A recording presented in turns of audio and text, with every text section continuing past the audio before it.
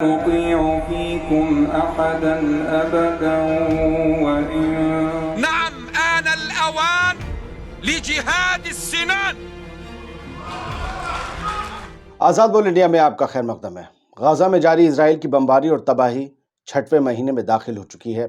ظلم کے اس تازہ دور کو شروع ہوئے 156 دن بیت چکے ہیں، ورنہ تو ظلم 75 سالوں سے چل رہا ہے۔ اب تک قریب 31,000 بے گناہ فلسطینی مارے جا چکے ہیں، اور اس بیچ حماس کے پولیٹیکل ونگ کے لیڈر اسماعیل ہانیہ کا ایک لمبا مگر کافی اہم بیان سامنے آیا ہے، جو میں آپ کے سامنے ہندوستانی زبان میں سنانے جا رہا ہوں۔ آسانی سے آپ سمجھ جائیں گے۔ اسماعیل ہانیہ نے رمضان کے پاک مہینے کے موقع پر ملک کے لیڈرز اور اسکالرز سے اپنے پیغام کے ذریعے غزہ کے خلاف ظلم کو روکنے، غزہ کے لوگوں کو جلد سے جلد راحت فراہم کروانے اور قبضہ دھاری اسرائیل اور اس کی فوج کو غزہ سے باہر کھدیڑنے کا مطالبہ کیا ہے۔ ہانیہ کے اس بیان کا آخری حصہ آپ کو پہلے سنانے جا رہا ہوں، جو بے حد اہم ہے اور ضروری ہے پہلا سنانا، بعد میں شروعات کا حصہ۔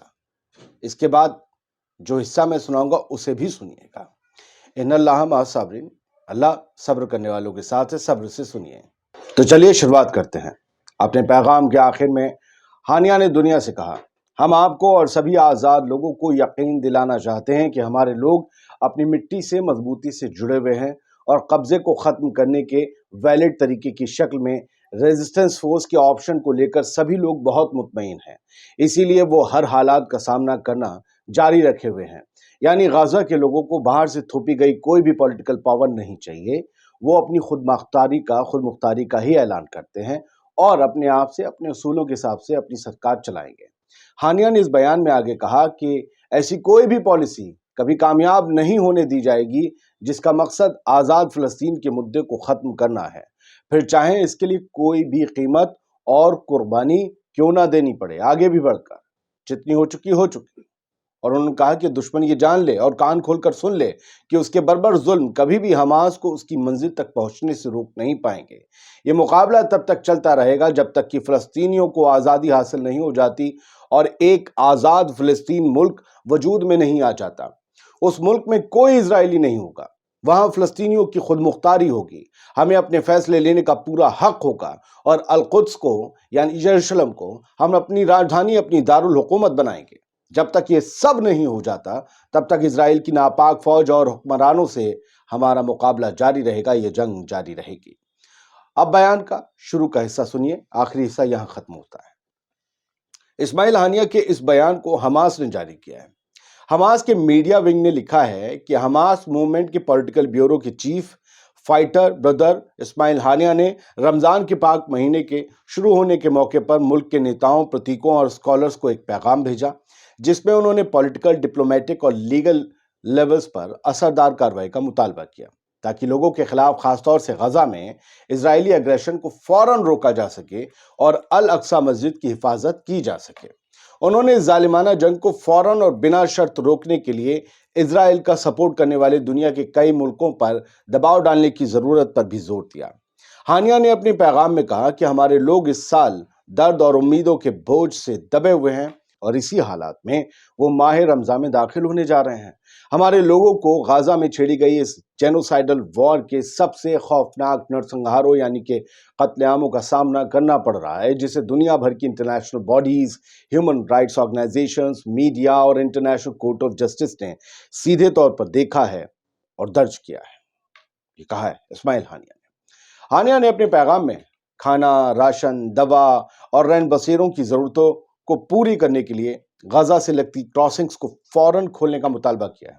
انہوں نے قبضہ دھاری اسرائیل پر مقدمہ چلانے، اس کے جرموں کو اجاگر کرنے اور غزہ میں ہوئے کئی قتل عام میں کیے گئے وار کرائمز کے لیے اسرائیل کو ڈپلومیٹکلی آئسولیٹ کرنے یعنی الگ تھلگ کرنے اور اس پر پابندیاں لگانے کا مطالبہ کیا۔ حماس کے نیتا نے اس بات پر زور دیا کہ آکوپیشن اس علاقے میں سبھی دقتوں اور انسٹیبلٹی کی جڑ ہے، یعنی جتنی اتھل پتھل ہے، جتنی استھرتا ہے، سب اسرائیل کی وجہ سے، اور اس کی حرکتوں کا جاری رہنا، یہ کہا ہے ہانیہ نے کہ اس کی یعنی اسرائیل کی حرکتوں کا جاری رہنا انٹرنیشنل لاز یعنی انتراشٹریہ قانونوں اور یونائٹڈ نیشنز کے اصولوں کے خلاف ہے۔ آپ نے ہانیہ کا یہ پورا بیان سن لیا. اب ہانیہ کے بیان کے بعد رخ کرتے ہیں کچھ اور خبروں کا.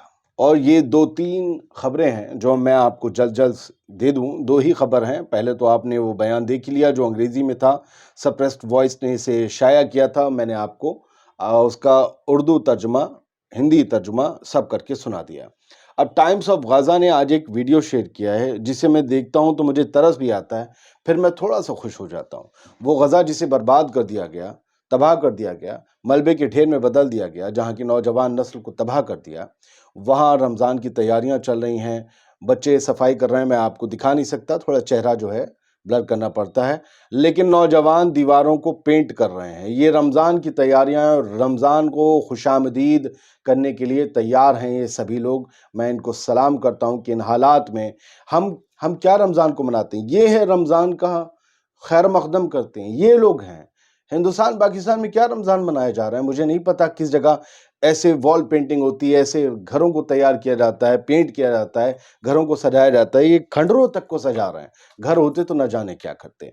ٹائمز آف غزہ کی سب سے بڑی ویب سائٹس اخباروں میں شمار نے لکھا، despite suffering under months of starvation D hydration, بھوک اور پیاس کے اور پانی کی کمی کے چلتے مہینوں گزارنے کے باوجود ان لوگوں کے جذبوں میں کمی نہیں آئی.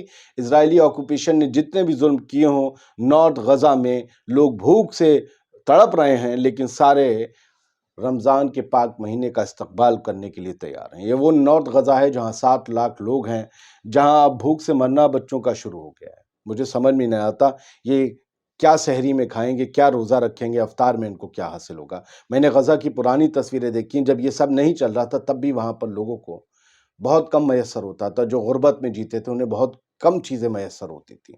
لگتا تھا سبزی سے ہی، وہ کچے کھیرے سے، ان چیزوں سے ہی روزہ کھول لیتے تھے. خیر، ایک تصویر ہے جو میں آپ کو دکھانا چاہوں گا جو اپنے آپ میں ایک بڑی حقیقت ہے. غزہ میں ایک طرف پیراشوٹ آپ کو 1 2 3 4 5 دکھ رہے ہوں گے آسمان میں، ایک طرف یہ ایڈ گرائی جا رہی ہے، عرب ملٹری پلینز جو ہیں وہ ایڈ گرا رہے ہیں، اور دوسری طرف امریکہ کے دیے بم جو اسرائیل برساتا ہے ان سے کھالا دھواں اڑ رہا ہے. ایک طرف لوگوں کو مارا جا رہا ہے، ان کے آسروں، ان کے آشیانوں کو اجاڑا جا رہا ہے، ان کی روزمرہ کی چیزوں کو جلایا اور تباہ کیا جا رہا ہے، اور دوسری طرف مانوتا کا پاپا، مانوتا کا بھائی، ماموں، پھپھا، چچا، تایا بن کے ان کے لیے یہ مدد والے پیراشوٹ بھیجے جا رہے ہیں. اگر کچھ کرنا ہے تو اسرائیل کو بم اور میزائل دینا بند کریے، یہ جنگ رک جائے گی. کیونکہ اسرائیل خیرات کے بارود پر ہی لڑ رہا ہے، اپنے گودا نہیں ہے. یہ دنیا نے دیکھ لیا ہے. أطيع فيكم أحدا أبدا وإن نعم، آن الأوان لجهاد السنان.